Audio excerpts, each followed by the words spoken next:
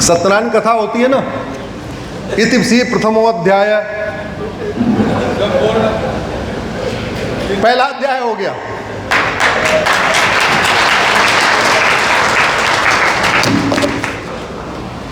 आज मैं बॉर्डर देखने गया,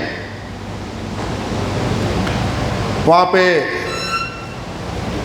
हिंदूमल, क्या हिंदूमल, हाँ, वो रेलवे स्टेशन देखा मैंने, बॉर्डर पूरा देखा, समझा। 2-3 घंटे में सोच रहा था,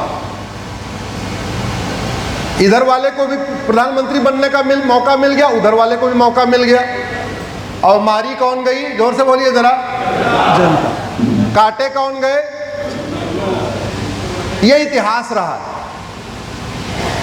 पहले दुर्योधन राजा था, बाद में युधिष्ठिर राजा हो गए, और मरा कौन? जनता। दुनिया का सबसे बड़ा युद्ध तो वही हुआ था ना, महाभारत। भारत के 25 टुकड़े हुए हैं, तो स्वाभाविक सी बात है 25 लोगों को प्रधानमंत्री या राष्ट्रपति बनने का मौका मिला, और वो जब जब 25 बार विभाजन हुआ, बड़ा नरसंहार हुआ। उस नरसंहार में कोई नेता मरा क्या? जोर से बोलिए। नहीं। 1984 में सिखों का नरसंहार हुआ, कोई नेता मरा क्या?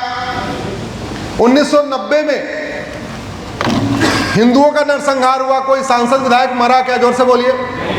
1947 में भारत का विभाजन हुआ, कोई सांसद विधायक मारा गया? जोर से बोलिए। इतनी बात अगर आपको समझ में आ जाए कि गड़बड़ी कुछ और है, खेल कुछ और है, बलि का बकरा आपको बनना पड़ता है, बलि का बकरा आपको बनना पड़ता है। अब आए दिन युद्ध हो रहा है, उधर रूस और यूक्रेन, और इधर बीच बीच में भारत और पाकिस्तान। आजकल अफगानिस्तान और पाकिस्तान। जानते हैं क्यों? क्योंकि युद्ध एक बहुत बड़ा फायदेमंद धंधा है। युद्ध एक अपने आप में बहुत बड़ा कारोबार है। War is a profitable business. वो दवा बनाने वाली कहाँ गए डॉक्टर साहब? एक दवा बनाने की कंपनी है, हाँ बैठे हुए। अब ये जो दवा बनाते हैं, ये क्या चाहेंगे कि ज्यादा से ज्यादा लोग बीमार हो या बीमारी खत्म हो जाए? जोर से बोलिए जरा, जोर से बोलिए जरा।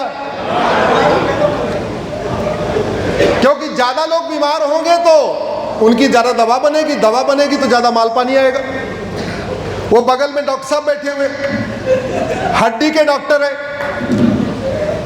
अब डॉक्टर साहब क्या चाहेंगे कि रोड एक्सीडेंट ज्यादा हो या रोड एक्सीडेंट बंद हो जाए? जोर से बोलिए जरा। अरे अपने दिल पे मत लेना, मैं तो समझाने की कोशिश कर रहा हूं। मैं तो वॉर मॉडल की, वॉर बिजनेस की बात समझाने की कोशिश कर रहा हूं।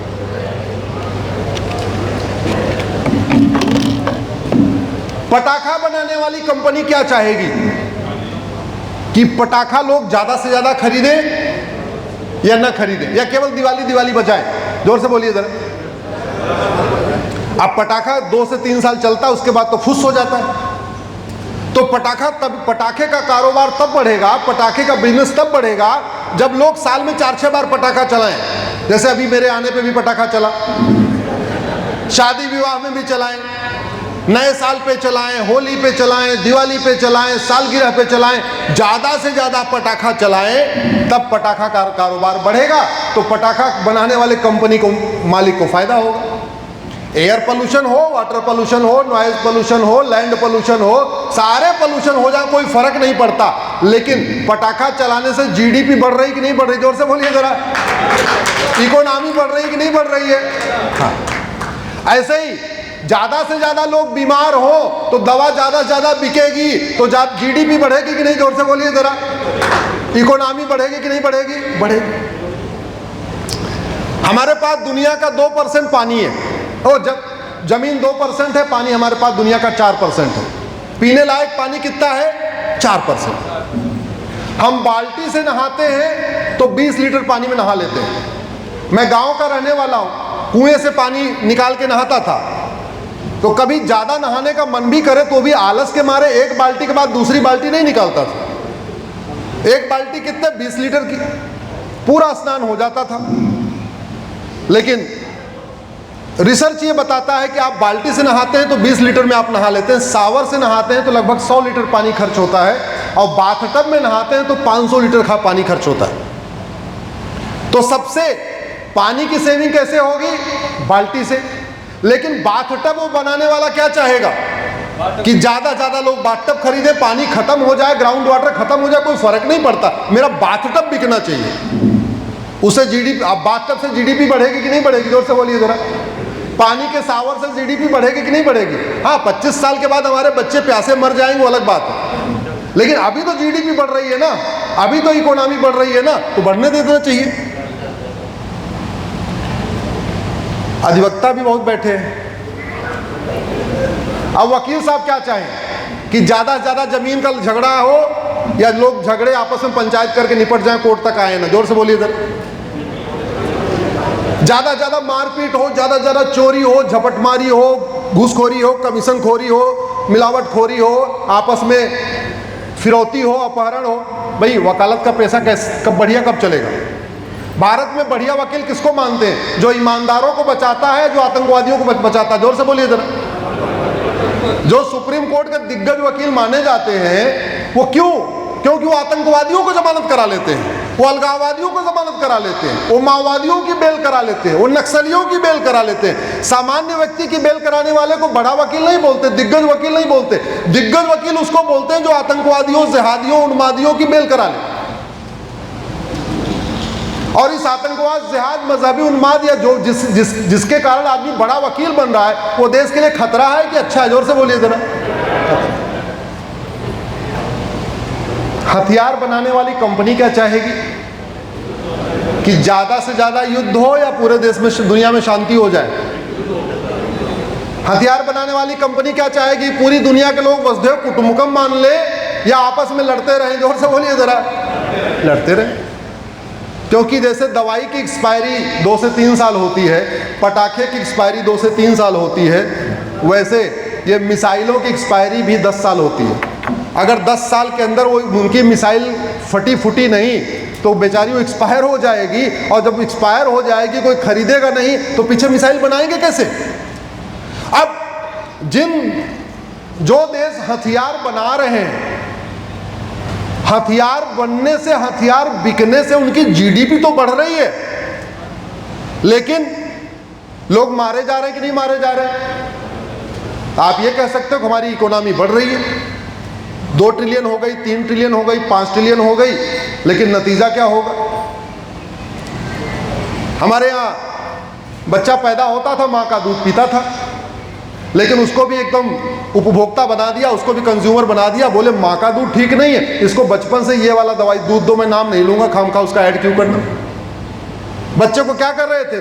सरसों का तेल लगा रहे थे और सरसों का वो बुकवा बना के मालिश कर रहे थे। बोले नहीं, जॉनसन बेबी लगाना है, जॉनसन बेबी। हमने बच्चे को वो भुगता बना दिया। अब जॉनसन बेबी बनाने से जॉनसन की कंपनी तो बढ़ गई, हमारे बच्चे का इम्यून सिस्टम कमजोर हुआ कि नहीं हुआ? जिसको सरसों का बुकवा लगता है, सरसों का तेल लगता, उसकी इम्यून सिस्टम मजबूत होती, धूप सहने, ठंडी सहने की उसकी क्षमता बढ़ती। उसको हमने बचपन में जॉनसन बेबी लगा के कमजोर बनाया कि नहीं बनाया? जोर से बोलिए जरा। कभी आपने सोचा कि जिस भारत में बाजीराव पेशवा 12 घंटे सूर्य नमस्कार करते थे, उस भारत में 5 घंटे में सूर्य नमस्कार करने वाले क्यों नहीं बचे? आज की डेट में दारा सिंह जैसा पहलवान क्यों नहीं पैदा हो रहा? बाजीराव पेशवा जैसा लड़ाका क्यों नहीं पैदा हो रहा? छत्रपति शिवाजी महाराज जैसा करेजियस लीडर क्यों नहीं पैदा हो रहा? महाराणा प्रताप जैसा करेजियस लीडर क्यों नहीं पैदा हो रहा? कणाद जैसा वैज्ञानिक क्यों नहीं पैदा हो रहा? महर्षि भारद्वाज जैसा साइंटिस्ट क्यों नहीं पैदा हो रहा? महर्षि चरक जैसा डॉक्टर क्यों नहीं पैदा हो रहा? महर्षि सुश्रुत जैसा डॉक्टर क्यों नहीं पैदा हो रहा? महर्षि सारंगधर, महर्षि भाव प्रकाश, महर्षि वाग्भट जैसा डॉक्टर क्यों नहीं पैदा हो रहा? कभी सोचा आपने? और सारी अराजकता क्यों फैल रही है? उसके पीछे पूरी दुनिया में 3 टाइप के एजुकेशन सिस्टम है। एक एजुकेशन है मॉन्टेसरी मिशनरी, दूसरा एजुकेशन सिस्टम है मदरसा, और तीसरा एजुकेशन सिस्टम है गुरुकुल वैदिक। हमारा वाला एजुकेशन सिस्टम को क्या कहते हैं? गुरुकुल वैदिक शिक्षा पद्धति, जो भारत में थी, लंका में थी, नेपाल में थी, इस एरिया में थी। पूरी दुनिया को आप एजुकेशन के नजरिए से 3 पार्ट में डिवाइड कर सकते हैं एजुकेशन के हिसाब से। एक भारत, ये वाला एरिया जहां गुरुकुल वैदिक शिक्षा थी, एक अरब वाला एरिया जहां मदरसे शुरू हुए, एक यूरोप और अमेरिका वाला एरिया, वेस्ट वाला एरिया, जहां पे Montessori school, missionary school, churches शुरू हुए। उस एजुकेशन सिस्टम ने हमें दिया क्यों?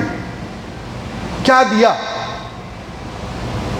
अब सवाल यह आया कि 3 तरीके की एजुकेशन सिस्टम है।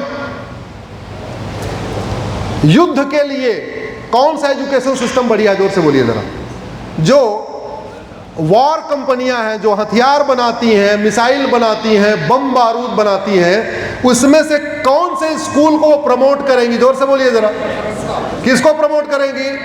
हाँ, क्योंकि गुरुकुल वैदिक वाला तो युद्ध करेगा नहीं, वो तो बम बारूद खरीदेगा नहीं, वो तो हथियार खरीदेगा नहीं।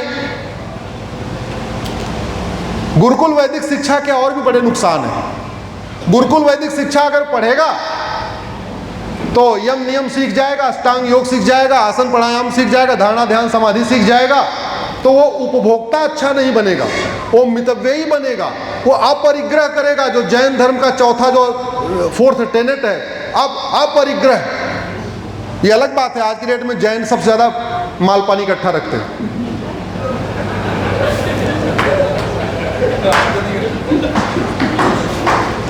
अपरिग्रह महावीर जी बोल के गए, मानते नहीं है। बोले 4 मानेंगे, 5वां नहीं मानेंगे।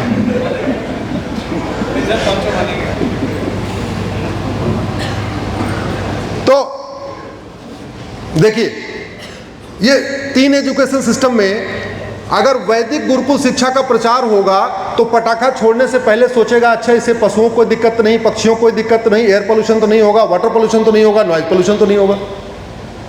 गुरुकुल वैदिक शिक्षा का प्रसार हो जाएगा, ड्रग का कारोबार अपने आप खत्म हो जाएगा। गुरुकुल वैदिक शिक्षा का प्रसार हो जाएगा, अपहरण वाला कारोबार खत्म हो जाएगा। गुरुकुल वैदिक शिक्षा बढ़ेगी, घूसखोरी, कमीशनखोरी, जमाखोरी, मिलावटखोरी कम होगी। गुरुकुल वैदिक शिक्षा बढ़ेगी, स्वाभाविक सी बात है, आदमी जो है आध्यात्मिक होता चला जाएगा, आध्यात्मिक होता चला जाएगा, तो उपभोक्तावाद खत्म हो जाएगा। तो एक एजुकेशन सिस्टम है जिसको मॉन्टेसरी और मिशनरी एजुकेशन सिस्टम कहते हैं, वो उपभोक्तावाद को बढ़ाती है। एक दूसरा वाला एजुकेशन सिस्टम है, वो जिहाद, मजहबी उन्माद, अलगाववाद को बढ़ाता है। और हमारा वाला कहेगा वसुदेव कुटुंबकम, नारी तू नारायण, यत्र नारस्तु पूज्यते रमन्ते तत्र देवता, सर्वे भवन सुखिनः सर्वे सन्तु निरामया, सबका कल्याण हो, वनस्पति शांति, सबकी शांति, सबकी शांति।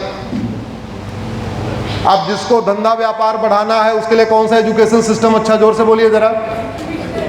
वो दोनों, ये वाला अपना वाला नहीं। और यही नतीजा है, गुरुकुल यहां सूखते गए, सूखते गए, सूखते गए, खत्म हो गए। मुगल 1000 मदरसा खोल के गए थे, 4 लाख हो गए।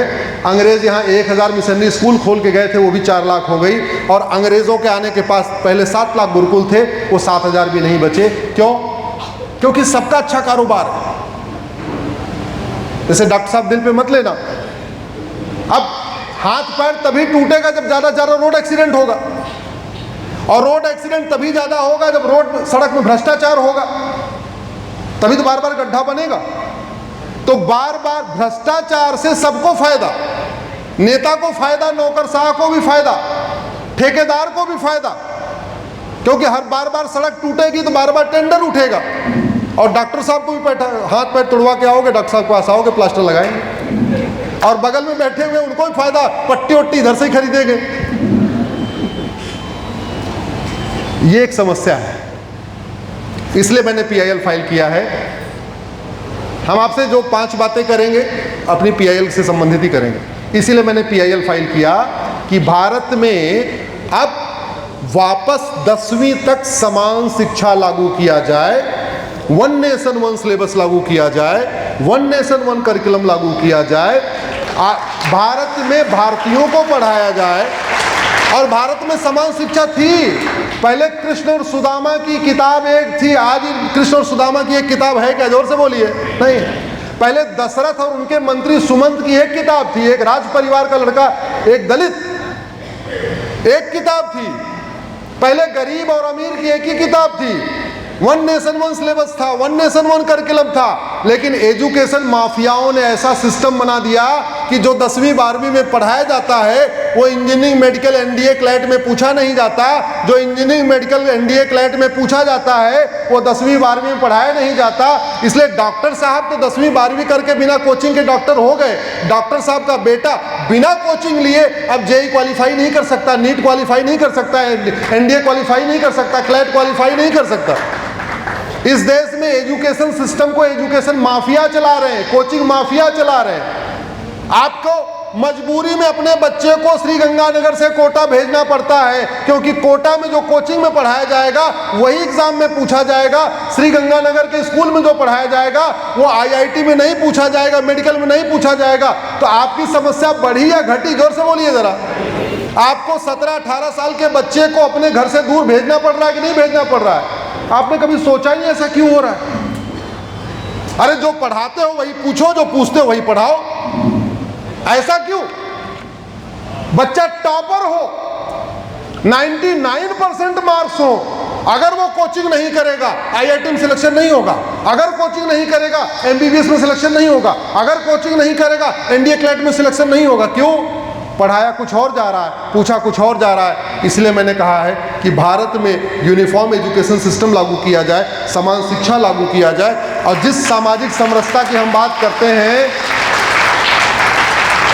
वो सामाजिक समरसता तभी आएगी जब लाला जी के बच्चे की किताब और लाला जी के ड्राइवर के बच्चे की किताब एक होगी, तब सामाजिक समरसता आएगी।